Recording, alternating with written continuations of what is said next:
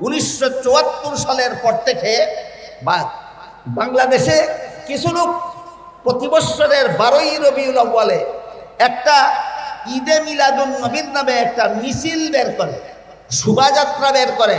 এই শোভাযাত্রাকে তাদের ভাষায় বলে জশ্নে জুলুসে ঈদে মিলাদুন নবী।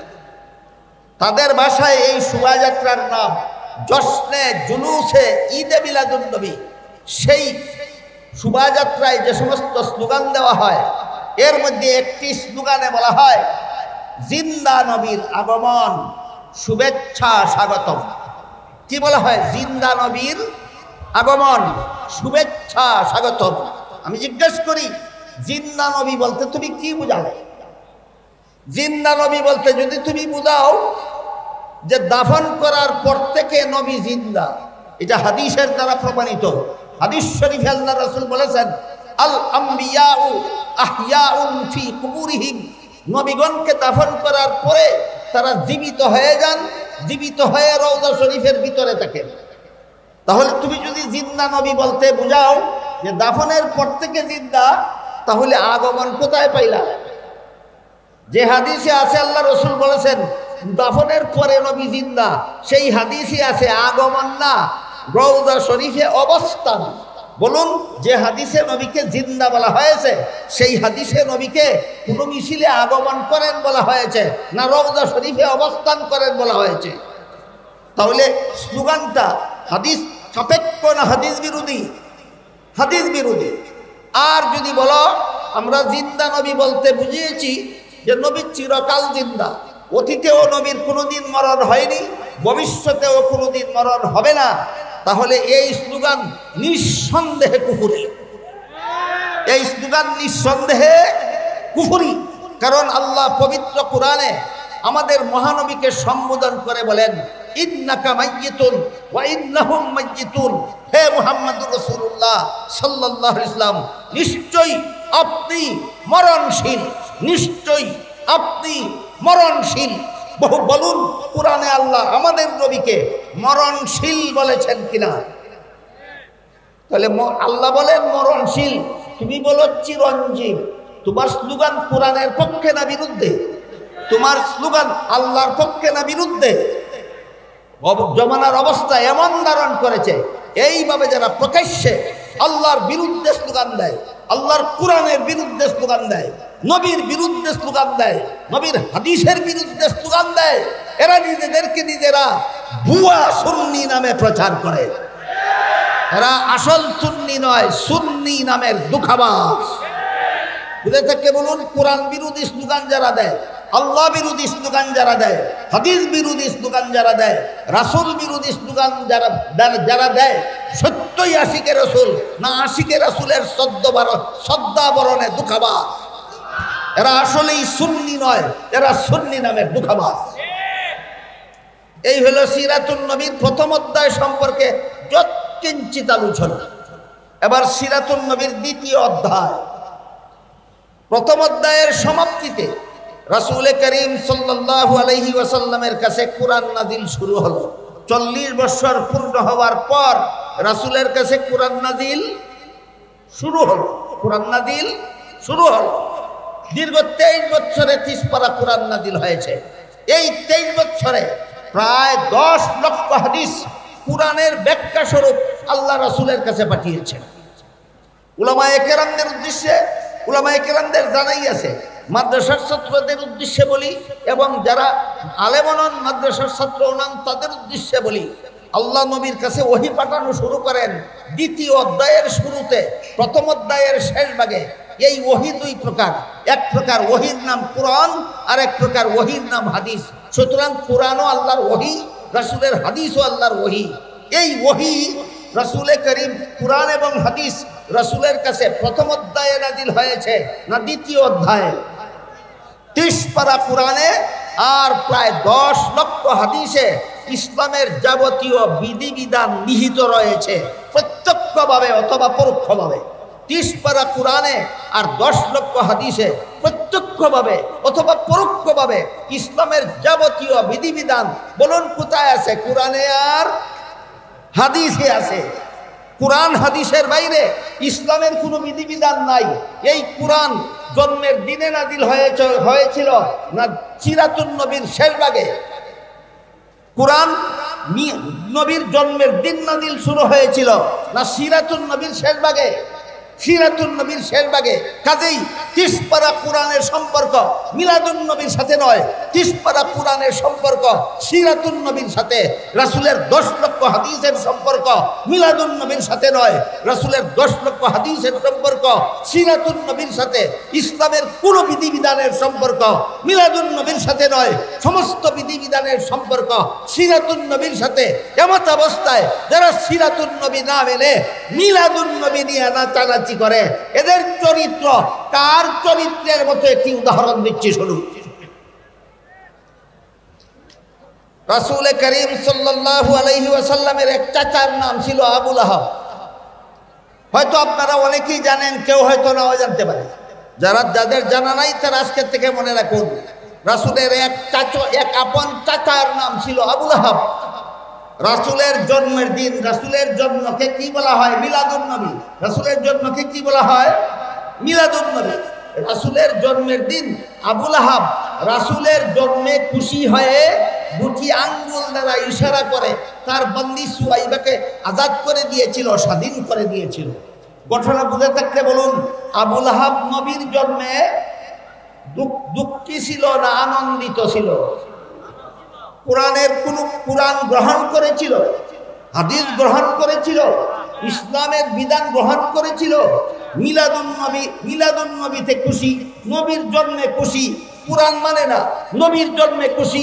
হাদিস মানে না, নবীর জন্মে খুশি। ইসলামের বিধান মানে না। এই চরিত্র সুন্নিদের হয় না, এই চরিত্র আবু লাহাবের হয়।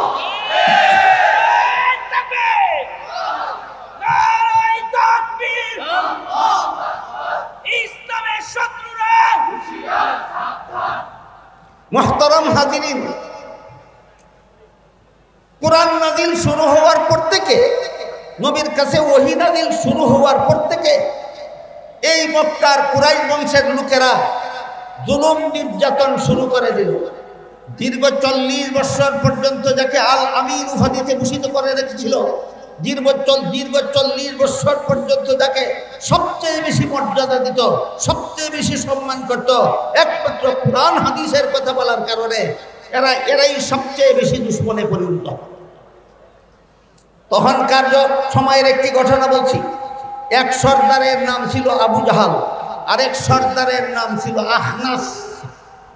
একদিন সিরাতুন নবীর 2য় অধ্যায়ে একদিন সর্দার আবু জাহাল সর্দার আখনাসকে জিজ্ঞাসা করলো, সর্দার আখনাস, বলো তো মুহাম্মদ যে সমস্ত কথাবার্তা বলে সত্য বলে না মিথ্যা বলে?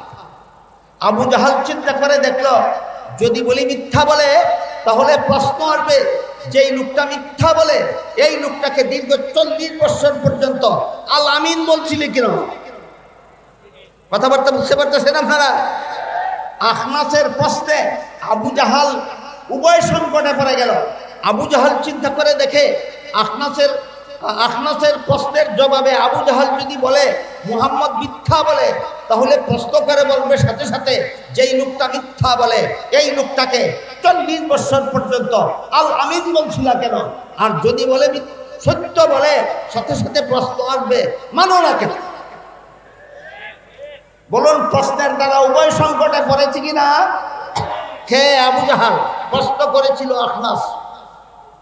তাই উভয় সংকট এড়াতে গিয়ে আবু জাহাল তড়িঘড়ি একটা জবাব রেডি করলো। সেই জবাবে বলল, যতদিন পর্যন্ত মুহাম্মদ তার কাছে কোরআন নাজিল হওয়ার কথা বলেনি, কতদিন? 40 বছর। ভুলে গেলেন? যতদিন কোরআন নাজিলের কথা বলেনি, কতদিন? ততদিন সত্য কথা বলেছে, এই জন্য ততদিন আল আমিন বলেছি। এখন থেকে কোরআন নাজিলের কথা বলে এটা মিথ্যা বলে, এই জন্য এখন মানি না। এই জবাবের প্রতিবাদে আল্লাহ পাক রব্বুল আলামিন সূরা আনআমের 33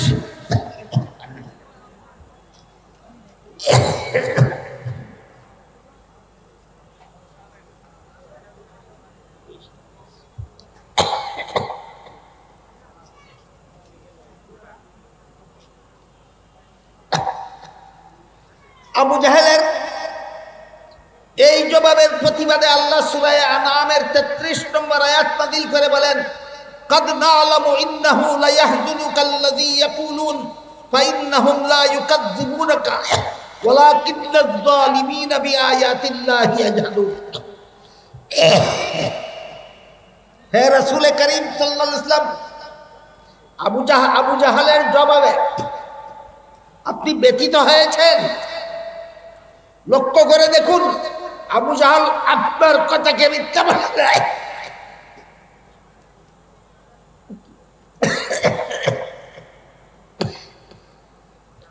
আবু জাহেল আপনার কথাকে মিথ্যা বলে না, আমার কোরআনকে মিথ্যা বলে।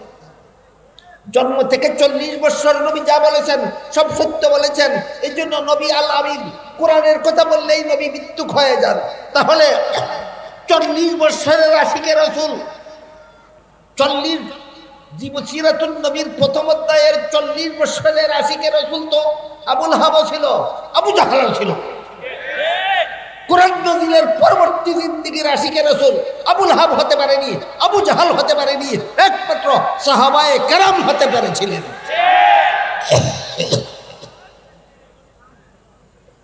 এগুলি খুলে লাগায় সুরা দেয়।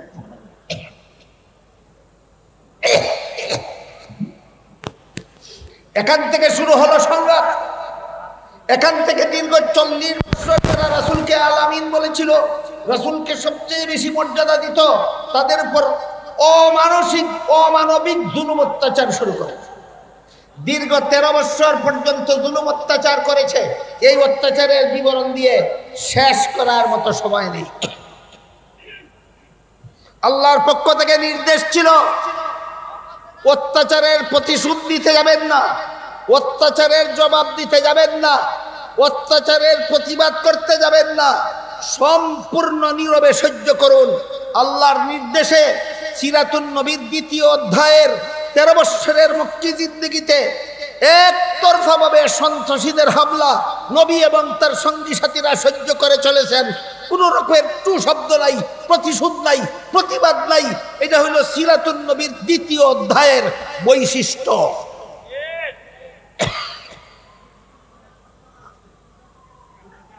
দ্বিতীয় অধ্যায়ের বৈশিষ্ট্য হলো সন্ত্রাসীদের হামলার প্রতিশোধ নেওয়া, প্রতিবাদ করা, না নীরবে সহ্য করা।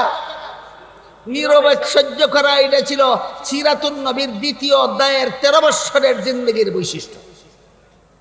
আগের 40 আর পরের 13, 53 বছর বয়সে আল্লাহ হুকুম দিলেন, এবার মক্কা ছেড়ে হিজরত করে মদিনা শরীফ চলে যান। আল্লাহর হুকুমে রাসূল তার সঙ্গী সাথী মুসলমানদের নিয়ে 53 বছর বয়সে মক্কা শরীফ থেকে হিজরত করে মদিনা শরীফ চলে গেলেন। শুরু হলো সিরাতুন নবীর কত নম্বর অধ্যায়? 3য় নম্বর অধ্যায়। এই অধ্যায়ের শিরোনাম 10 বছরের মাদানী জিন্দেগি। 10 বছরের মাদানী জিন্দেগি।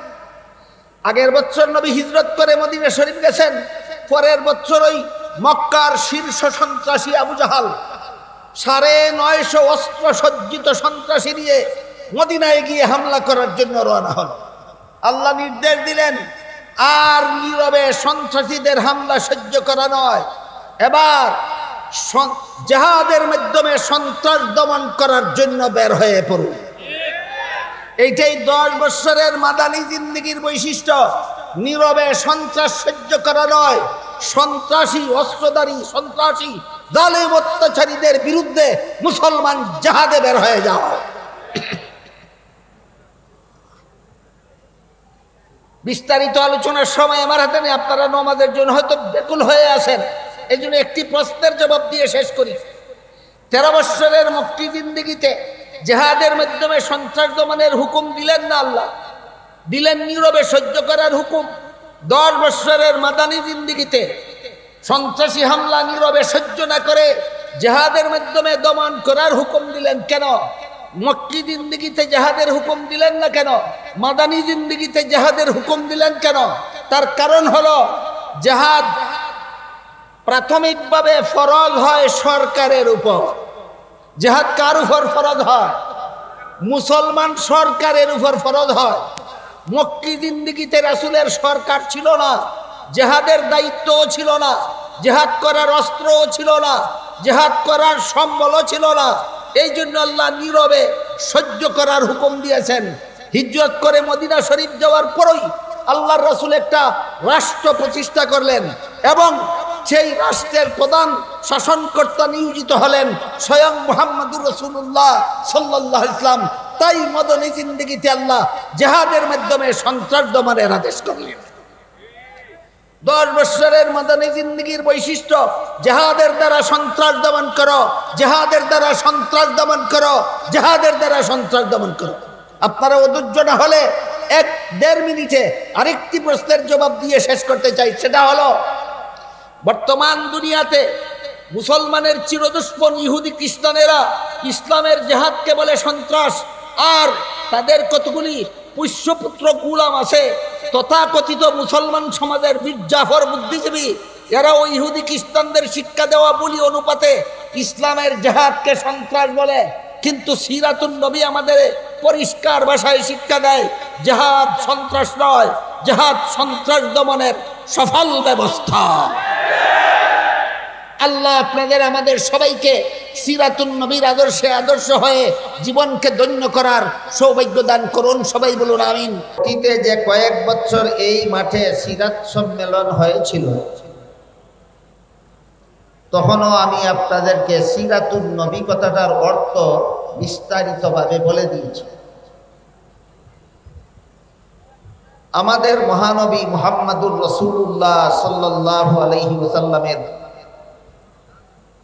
63 বছরের পবিত্র জীবন ইতিহাসকে সিরাতুন নবী বলা হয়। অতীতের সমাবেশগুলিতে এই মাঠে আমি বলেছি, সিরাত শব্দের আবিধানিক অর্থ হলো অবস্থা, আর পরিভাষাগতভাবে কারো সিরাত বলতে তার জীবনের যাবতীয় অবস্থা অর্থাৎ জীবন ইতিহাস বোঝানো। আর নবী শব্দটি আরবিতে দুভাবে ব্যবহৃত, একটা হলো নবী আর একটা হলো আন-নবী। সিরাত শব্দের সাথে আন-নবী শব্দের সন্ধি হয়ে সিরাতুন নবী শব্দটি গঠিত। নবী বলতে যে কোনো নবীকে বোঝায়, আর আন-নবী বলতে শুধু আমাদের মহানবীকে বোঝায়। কাজেই সিরাত শব্দের সাথে আন-নবী শব্দের সন্ধি হয়ে যে সিরাতুন নবী শব্দটি গঠিত হয়েছে, এর অর্থ হলো আমাদের মহানবী মুহাম্মদুর রাসূলুল্লাহ সাল্লাল্লাহু আলাইহি ওয়াসাল্লামের 63 বছরের পবিত্র জীবন ইতিহাস। এই পবিত্র 63 বছরের জীবন ইতিহাসের কিছু অংশ আছে যা শুধু আলোচনা করা যায়, আমল করা যায় না, পালন করা যায় না। আর অনেকগুলি অংশ আছে যেগুলি শুধু আলোচনা করলে চলে না, আমল করতে হয়, পালন করতে হয়। তাই আমরা যদি বিস্তারিতভাবে বুঝতে চাই যে সিরাতুন নবীর কোন অংশ শুধু আলোচ্য পালনীয় নয়, আর কোন অংশ শুধু আলোচ্য নয় পালনীয়, এ দুটি প্রশ্নের পরিষ্কার জবাব বুঝতে হলে সিরাতুন নবীর প্রধান 3টি অধ্যায় সম্পর্কে পূর্ব অবগতি লাগে। আগের থেকে আমাদের জানা থাকা দরকার যে এই 63 বছরের পবিত্র জীবন ইতিহাসের 3টি অধ্যায় রয়েছে। প্রথম অধ্যায়ের সময়কাল 40 বছর, এই অধ্যায়কে কাবলান নবুয়ত বলা। দ্বিতীয় অধ্যায় 13 বছরের, এই অধ্যায়কে মক্কি জিন্দেগি বলা হয়। তৃতীয় অধ্যায় 10 বছরের, সিরাতুন নবীর এই শেষ অধ্যায়কে রাসূলের মাদানী জিন্দেগি বলা।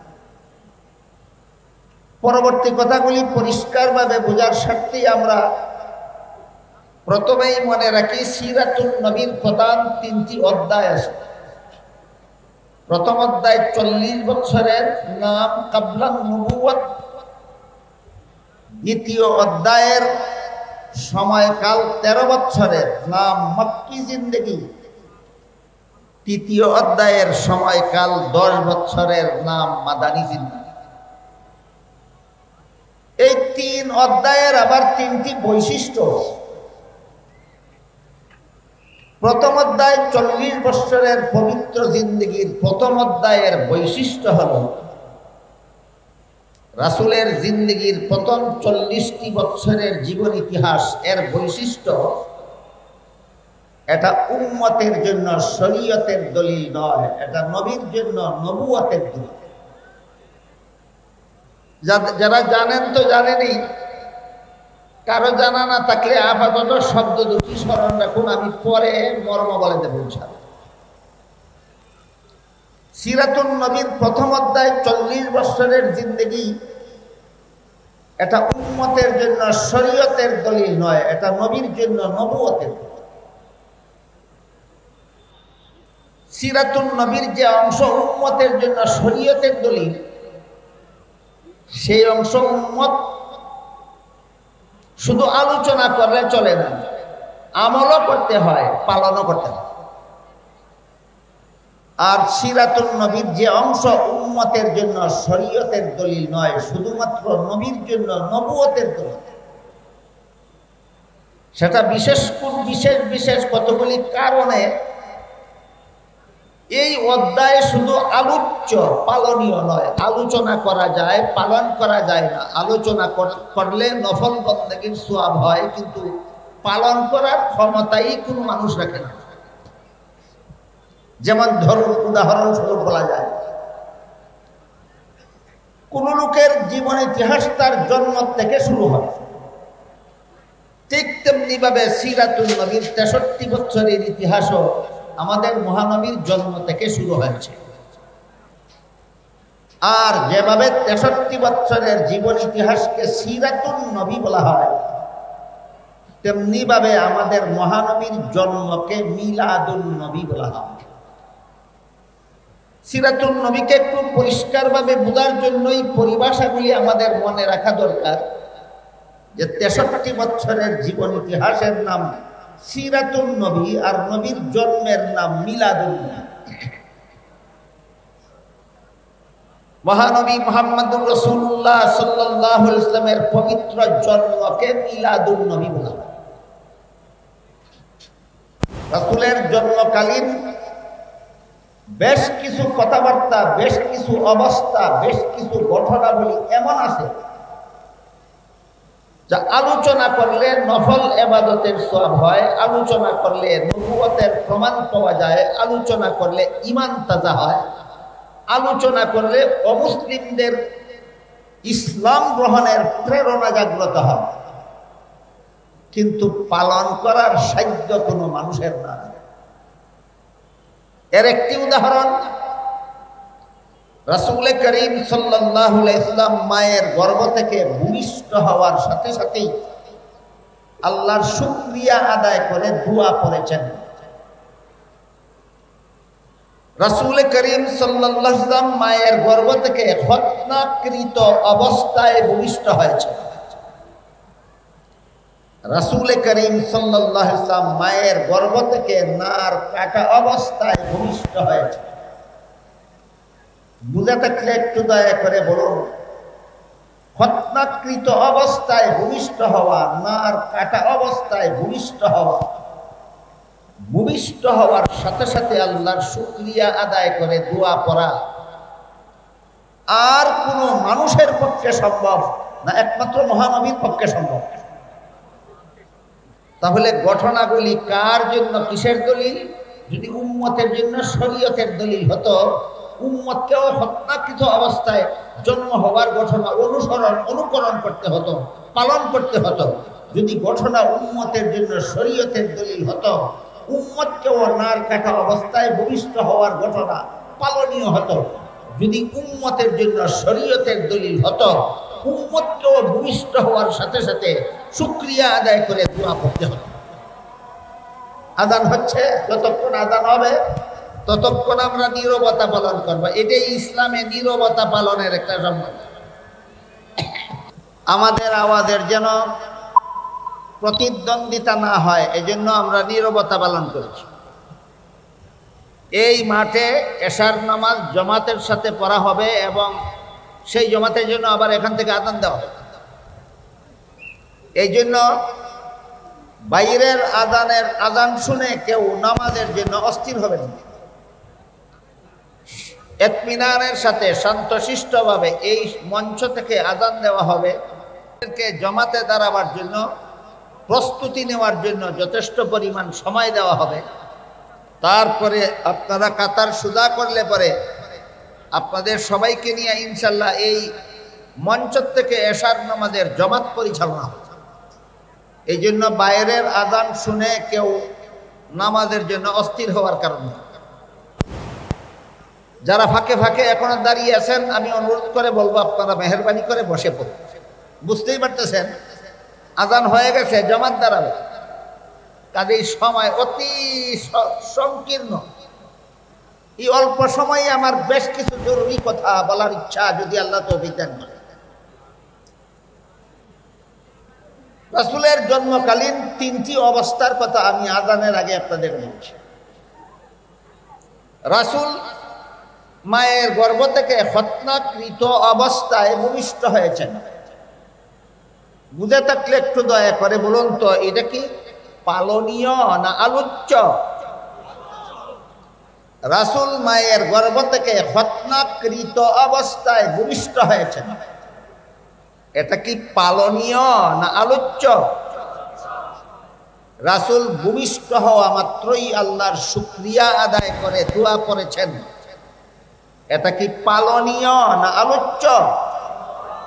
সুতরাং মিলাদুন নবী পালনীয় হয় না।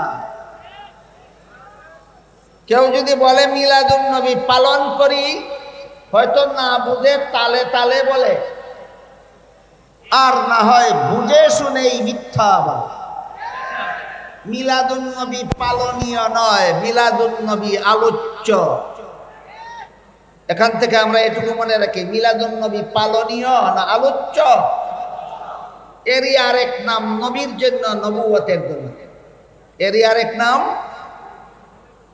মিলাদুন নবীর পরবর্তী 2-1টা ঘটনার মাধ্যমে আমরা এই কথাটা আবার বোঝার চেষ্টা করি। রাসূল করিম সাল্লাল্লাহু আলাইহি ওয়াসাল্লাম মা আমেনার গর্ভ থেকে ভূমিষ্ঠ হয়েছিলেন, কিন্তু দুধ পান করেছিলেন হালিমা সাদিয়া রাদিয়াল্লাহু আনহা। আমেনা হলেন রাসূলের গর্ভধারিণী মা, আর হালিমা হলেন রাসূলের দুধ মা। বুঝে থাকতে বলুন তো, হালিমার নিজের কোনো সন্তানাদি না হলে আমেনার সন্তানকে দুধ পান করাতে পারতেন? অবশ্যই না। হালিমার নিজেরও একটা দুধ পানকারী শিশু ছেলে ছিল, এই জন্য হালিমা নিজের ছেলেকেও দুধ পান করাতেন, আমেনার ছেলেকেও দুধ পান করাতেন। এবার বলুন তো, তাহলে হালিমার দুধ পানকারী শিশু কতজন? 2 জন।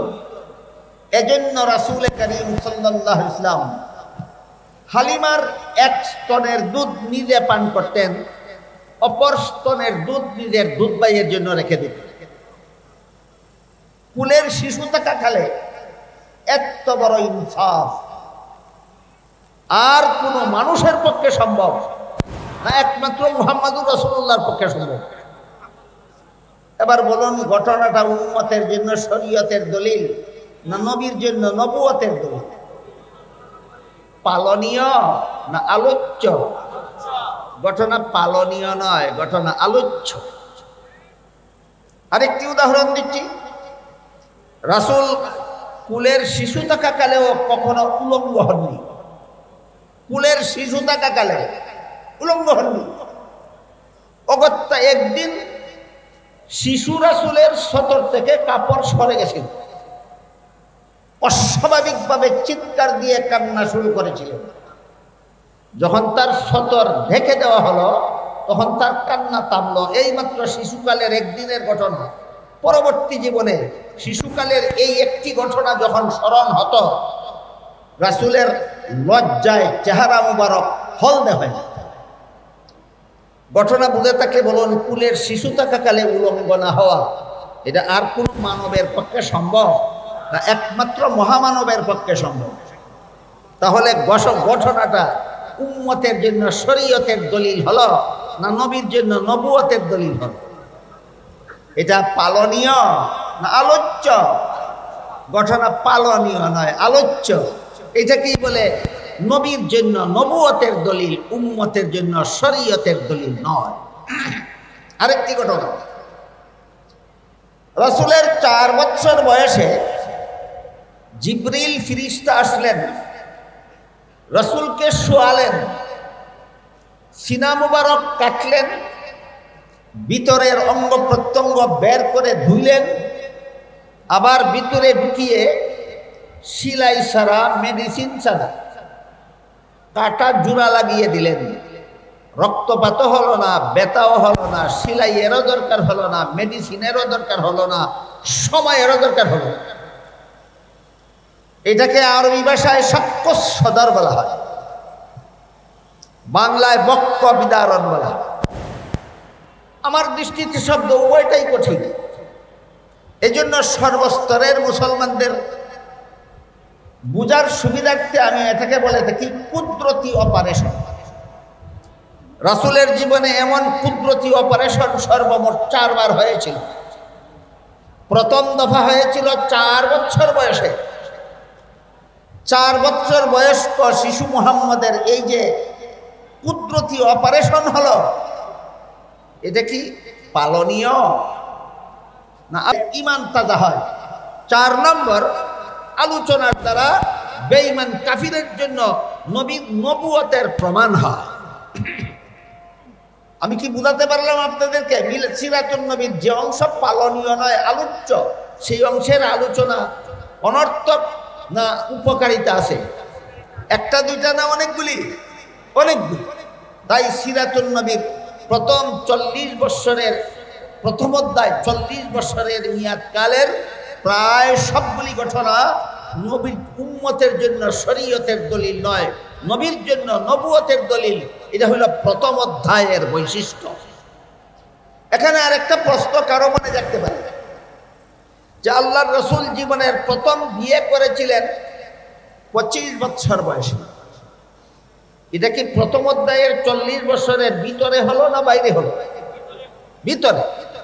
40 বছরের জীবন ইতিহাস যদি উম্মতের জন্য পালনীয় না হয়, অনুসরণীয় না হয়, অনুকরণীয় না হয়, তাহলে 40 বছরের ভিতরে নবী বিয়ে করেছিলেন।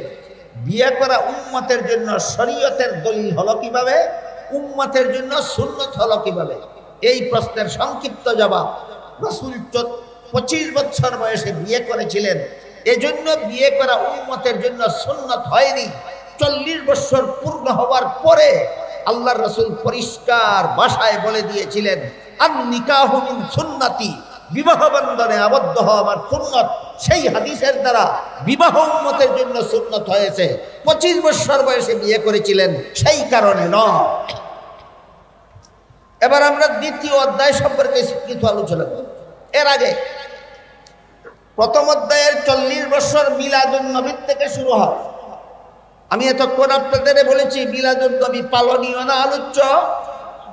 কাজে যারা বলে মিলাদুন নবী পালন করি, হয়তো বুঝে সুঝে বলে না, তালে তালে বলে। আর যদি বুঝে শুনে বলে তাহলে জেনে শুনেই মিথ্যা বলে। মিলাদুন নবী পালনীয় নয়। 40 বছরের জীবন ইতিহাস উম্মতের জন্য পালনীয় নয়, সেগুলি আলোচ্য। এগুলি উম্মতের জন্য শরীয়তের দলিল নয়, এগুলি নবীর জন্য নবুয়তের দলিল। যেখানে মিলাদুন নবীটাই পালনীয় নয়, সেখানে ঈদে মিলাদুন নবী আসলো কোত্থেকে? পরিষ্কার সহিহ হাদিসে আল্লাহর রাসূল সাল্লাল্লাহু আলাইহি ওয়াসাল্লাম বলে দিয়েছেন, আল্লাহর পক্ষ থেকে আমার মুসলমান উম্মতের জন্য বাৎসরিক 2টি ঈদের ব্যবস্থা দেওয়া হয়েছে। মনে রাখার ব্যাপার, সমস্ত মুসলমানদের আল্লাহর রাসূল বলে গেছেন মুসলমান উম্মতের জন্য আল্লাহর পক্ষ থেকে কতটি ঈদের ব্যবস্থা দেওয়া হয়েছে। একটি ঈদের নাম রাসূল বলেছেন ঈদুল আজহা, আর একটা ঈদের নাম আল্লাহর রাসূল বলেছেন ঈদুল ফিতর। মুসলমানের বাৎসরিক ঈদ রাসূল বলেন দুইটা, একটার নাম ঈদুল ফিতর, একটার নাম ঈদুল আজহা। আপনি যদি মিলাদুন নবীকে ঈদে রূপান্তরিত করেন, তাইলে রাসূলের দুইয়ের সংখ্যায় আপনি সন্তুষ্ট নন, আপনি তিনের সংখ্যায় সন্তুষ্ট। আপনি আশিকে রাসূল হলেন না দুশমনে রাসূল হলেন? এজন্য হাদিস শরীফে রাসূল করিম সাল্লাল্লাহু আলাইহি ওয়াসাল্লাম বলেন, ইয়াকুম ওয়া মুহদাসাতিল উমুর ফাইন্না কুল্লা মুহদাসাতিন বিদআতুন ওয়া কুল্লা বিদআতিন দালালা ওয়া কুল্লা দালালাতিন ফিন্নার, আও কামা ক্বালা আলাইহিস সালাতু ওয়াস সালাম। এর অর্থ হলো রাসূল বলেন, কোন কাজ, মুসলমানের কোন কাজকর্ম ইসলামী কর্মকাণ্ড সাব্যস্ত হওয়ার জন্য 4 প্রকার দলিলের কোন এক প্রকারের দ্বারা সাব্যস্ত হতে হবে। এই 4 প্রকার দলিলের আলোচনা রাসূল বিভিন্ন হাদিসে করেছেন। আল্লাহ পাক রব্বুল আলামিন সূরা নিসার 59 নম্বর আয়াতে করেছেন।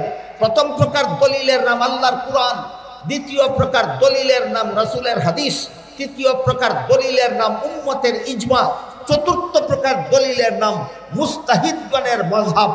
যে বিষয় আল্লাহর কুরআনে নাই, যে বিষয় রাসূলের হাদিসে নাই, যে বিষয় উম্মতের ইজমায় নাই, যে বিষয় মুজতাহিদ ইমামগণের মাযহাবে নাই, এমন কথা মন গড়াভাবে যারা ধর্মের নামে পালন করে, তাদের এই মন গড়া ধর্মের কর্মকাণ্ডকেই আল্লাহ রাসূল বেদাত নামে আখ্যায়িত করেছেন। রাসূল বলেছেন, সাবধান, এমন বেদাত কর্মকাণ্ডে আমার উম্মত মুসলমান লিপ্ত হবে না। বেদাতে লিপ্ত হলে তুমি জান্নাতের পথ হারাবে, আর জান্নাতের পথ হারালে তোমাকে জাহান্নামের শাস্তি ভোগ করতেই হবে। এবার এখান থেকে আমরা দুটি কথা মনে রাখার মতো, একটা হলো মিলাদুন নবী পালনীয় নয়, আলোচ্য। আরেকটা হলো মিলাদুন নবীর সাথে ঈদ শব্দের সংযোজন ইসলামী কোনো দলিলের দ্বারা সাব্যস্ত নয়। মিলাদুন নবীর সাথে ঈদ শব্দের সংযোজন একদল বেদাতীদের মন গড়া। মিলাদুন নবীর সাথে ঈদ শব্দের সংযোজন একদল বেদাতীদের মন গড়া। এমন মন গড়া কাজকে এই হাদিস শরীফে আল্লাহ রাসূল বেদাত বলেছেন। এই পর্যন্তই কথা শেষ নয়। আপনারা লক্ষ্য করে থাকবেন, 1974 সালের পর থেকে, এর আগে ছিল না, মনে রাখবেন, এর আগে ছিল না বাংলাদেশে।